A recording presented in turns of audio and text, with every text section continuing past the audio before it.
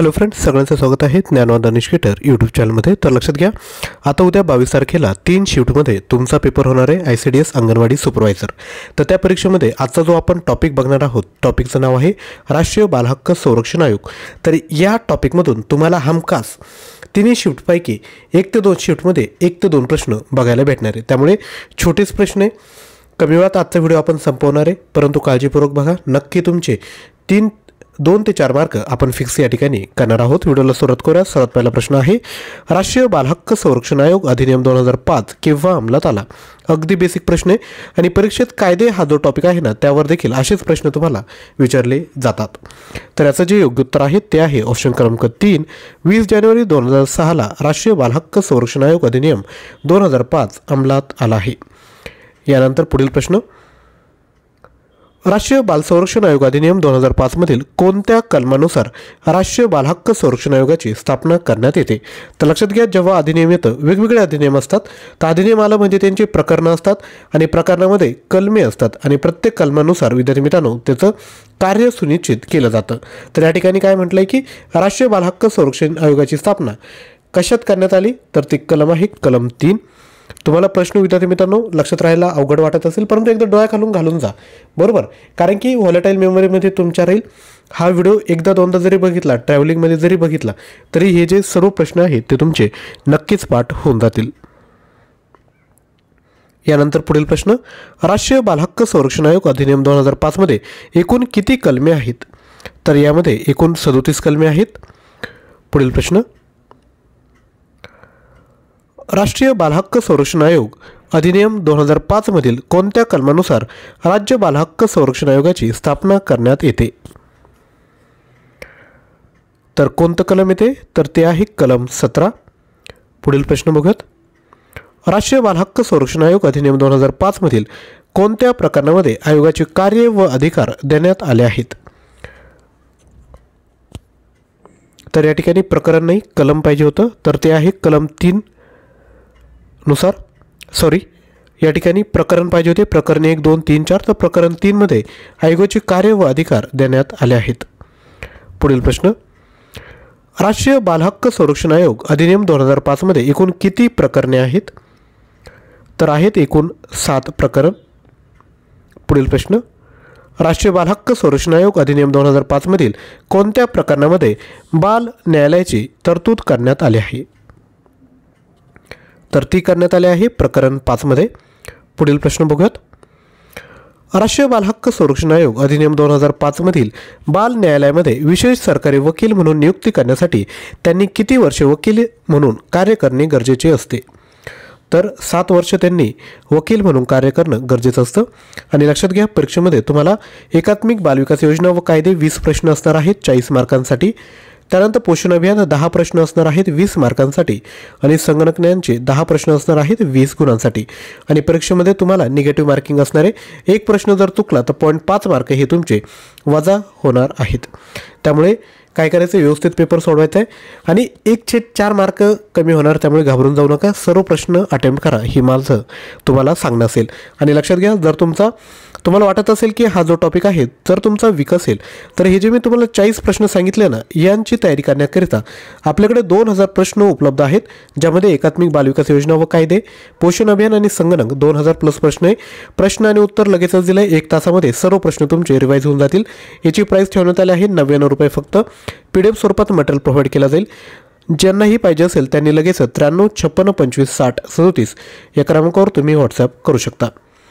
यानंतर पुढील प्रश्न बघूयात, राष्ट्रीय बालहक्क संरक्षण आयोग अधिनियम 2005 मधील कोणत्या कलमामध्ये बाल न्यायालयाची तरतूद करण्यात आली आहे? तर ते आहे कलम 25। पुढील प्रश्न, राष्ट्रीय बालहक्क संरक्षण आयोगातील अध्यक्ष व सदस्य यांची मुदत पद धारण केल्यापासून किती वर्षे असते? तर लक्षात घ्या, हे जे आयोगाचे अध्यक्ष आणि सदस्य असतात तर यांची मुदत 3 वर्षांची असते।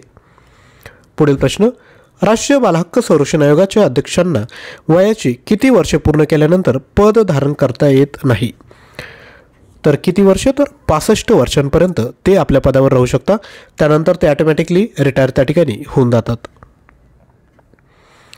पुढील प्रश्न, राष्ट्रीय बालहक्क संरक्षण आयोगाच्या सदस्यांना वयाची किती वर्षे पूर्ण केल्यानंतर पद धारण करता येत नाही?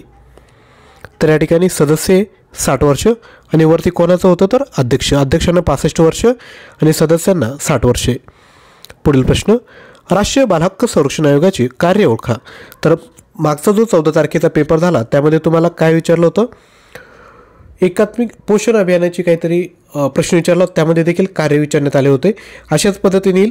तर कार्य काय तर बालहक्कांच्या उल्लंघनाची चौकशी करणे, बालहक्कांच्या क्षेत्रात संशोधन करणे, बालहक्कांबाबत जागृती निर्माण करणे. तर वरीलपैकी सर्व हे या प्रश्नाचं योग्य उत्तर असेल. पुढील प्रश्न, राष्ट्रीय बालहक्क संरक्षण आयोगाला बालहक्काच्या उल्लंघनाची चौकशी करण्यासाठी खालीलपैकी कोणते अधिकार आहेत? तर लक्षात घ्या. तर या आयोगाला कोणकोणते अधिकार आहेत? तर सर्वात पहिल्यांदा साक्षीदारांना उपस्थित राहण्यास समन्स काढणे, त्यानंतर कोणत्याही न्यायालयाकडून कोणत्याही शासकीय अभिलेखाची मागणी करणे, त्यानंतर साक्षीदारांची तपासणी करण्यासाठी आदेश काढणे. हे जे सर्व आहेत हे सर्व अधिकार राष्ट्रीय बालहक्क संरक्षण आयोगाला आहेत. म्हणजेच ऑप्शन क्रमांक 4 योग्य उत्तर असेल. पुढील प्रश्न, राष्ट्रीय बालहक्क संरक्षण आयोगाला बालहक्कांच्या उल्लंघनाची चौकशी करण्यासाठी कोणत्या न्यायालयाचे अधिकार आहेत? तर कोणते? फौजदारी नाही आहे, फक्त दिवाणी न्यायालयाचे अधिकार आहेत. पुढील प्रश्न, भारतामध्ये राष्ट्रीय बालहक्क संरक्षण आयोगाची स्थापना केव्हा करण्यात आली? तर ती करण्यात आली आहे 5 मार्च 2007ला. पुढील प्रश्न, राष्ट्रीय बालहक्क संरक्षण आयोगाचे पहिले अध्यक्ष कोण होते? तर ते आहेत डॉक्टर शांता सिन्हा. तसेच विद्यार्थी मित्रांनो, आपण जर पेपर जर तुमचा आता उद्या किंवा त्यानंतर जर पेपर असेल आणि जर तुम्हाला अभ्यासासाठी प्रश्नसंच जर पाहिजे असेल तर तो आपल्याकडे उपलब्ध आहेत. ICDS योजना, पोषण अभियान आणि संगणक 2000 प्रश्न, सामान्यांचे 4700 प्रश्न, 110 सराव प्रश्नपत्रिका, चालू घडामोडी जानेवारी 23 ते डिसेंबर 24 पर्यंतच्या मराठी व्याकरण, इंग्लिश ग्रामर आणि ॲप्टिट्यूड हे सर्व कंप्लीट पॅकेज तुम्हाला भेटतं आहे. एकूण 18,500 प्रश्न आहेत. प्राईज आहे 249. हे जे म्हटलं आहे ते तुम्हाला PDF स्वरूपात गुगल ड्राईव्हला ॲक्सेस भेटेल. याची जी व्हॅलिडिटी असणार आहे ती 1 वर्षापर्यंत असेल. म्हणजे बाकी कोणत्याही एक्झाम आल्या तर त्या ठिकाणी तुम्ही हे मटेरियल यूज करू शकता. तर ज्यांनाही पाहिजे असेल ते 93 56 25 60 34वर व्हॉट्सअप करू शकता. तसेच आपल्याला फक्त एकात्मिक बालविकास योजना व कायदे, पोषण अभियान आणि संगणक या टॉपिकवर जर प्रश्न पाहिजे असेल तर 2000 प्रश्न आहेत. 99 रुपयामध्ये आपण हे मटेरियल विद्यार्थी मित्रांनो नक्कीच घेऊ शकता. तर यानंतर फास्टमध्ये रिव्हिजन करूयात. राष्ट्रीय बालहक्क संरक्षण आयोग अधिनियम 2005 केव्हा अंमलात आला? उत्तर आहे 20 जानेवारी 2006 रोजी. राष्ट्रीय बाल संरक्षण आयोग अधिनियम 2005 मधील कोणत्या कलमानुसार राष्ट्रीय बालहक्क संरक्षण आयोगाची स्थापना करण्यात येते? कलम 3. राष्ट्रीय बालहक्क संरक्षण आयोग अधिनियम 2005 मध्ये एकूण किती कलमे आहेत? 37. तसेच यामध्ये राज्य बालहक्क संरक्षण आयोगाची स्थापना कोणत्या कलमानुसार आहे? कलम 17. त्यानंतर एकूण विद्यार्थी मित्रांनो कोणत्या प्रकरणामध्ये आयोगाची कार्य आणि अधिकार देण्यात आले आहेत? तर प्रकरण 3. त्यानंतर एकूण किती प्रकरणे आहेत? तर 7. त्यानंतर प्रकरण 5 मध्ये बाल न्यायालयाची तरतूद करण्यात आली आहे. त्यानंतर बाल न्यायालयामध्ये विशेष सरकारी वकील म्हणून नियुक्तीसाठी 7 वर्षे वकिलाला अनुभव असणं गरजेचं आहे. त्यानंतर कलम 25 नुसार बाल न्यायालयाची तरतूद करण्यात आली आहे. त्यानंतर अध्यक्ष व सदस्य यांची मुदत किती वर्षांपर्यंत आहे? तर 3 वर्ष. त्यानंतर अध्यक्ष वयाची 65 वर्षांपर्यंत पदावर राहू शकता. सदस्य वयाची 60 वर्षांपर्यंत. त्यानंतर कार्य कोणते आहे? तर बालहक्कांच्या उल्लंघनाची चौकशी करणे, बालहक्काच्या क्षेत्रात संशोधन करणे, बालहक्काबाबत जागृती निर्माण करणे. त्यानंतर कोणकोणते अधिकार आहेत? तर साक्षीदारांना उपस्थित राहण्यासाठी समन्स काढणे, कोणत्याही न्यायालयाकडून कोणत्याही शासकीय अभिलेखाची मागणी करणे, साक्षीदारांची तपासणी करण्यासाठी आदेश काढणे हे अधिकार आहेत. त्यानंतर कोणते अधिकार आहेत? तर दिवाणी न्यायालयाचे अधिकार आहेत. तसेच आयोगाची स्थापना कधी झाली? तर 5 मार्च 2007ला. आणि पहिले अध्यक्ष कोण होते? तर डॉक्टर शांता सिन्हा. तर विद्यार्थी मित्रांनो, आय होप व्हिडिओ आवडला असेल. तर एक छोटीशी रिक्वेस्ट आहे, व्हिडिओला एक लाईक करायचं आहे. तसंच ज्यांना शक्य असेल ते खाली कमेंटमध्ये थँक्यू म्हणू शकता. छोटीशी ॲक्टिव्हिटी आहे, परंतु हे केल्याने आम्हाला विद्यार्थी मित्रांनो मोटिवेशन भेटतं की असंच कंटेंट आपल्यापर्यंत पोहोचवलं पाहिजे.